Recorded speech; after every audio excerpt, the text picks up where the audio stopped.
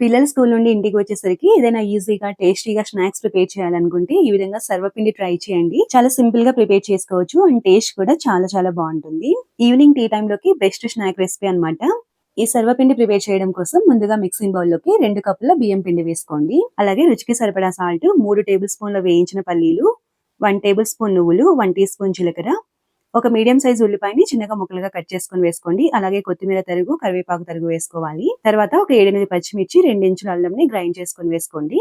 అలాగే ఒక గంట ముందు నానబెట్టిన 2 టేబుల్ స్పూన్ల పచ్చిశనగపప్పు వేసి ఒకసారి అంతా బాగా కలిపిన తర్వాత తగినన్ని వాటర్ పోస్తూ పిండిని చాలా సాఫ్ట్ గా కలుపుకోవాలి. ఇక్కడ చూపిస్తున్నాను చూడండి, ఈ విధంగా సాఫ్ట్ గా కలుపుకున్న తర్వాత పిండి మొత్తాన్ని కావాల్సిన సైజ్ లో బాల్స్ లాగా చేసుకుని రెడీగా పక్కన పెట్టేసుకోండి.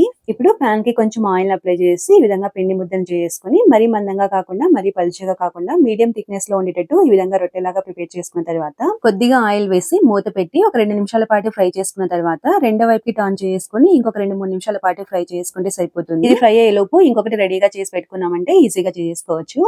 ఈ విధంగా రెండు వైపులా చక్కగా ఫ్రై చేసుకుంటే సూపర్ టేస్టీగా ఉండే తెలంగాణ స్పెషల్ సర్వపిండి రెడీ అయిపోతుంది. తప్పకుండా ట్రై చేసి ఎలా వచ్చిందో కామెంట్ చేయండి.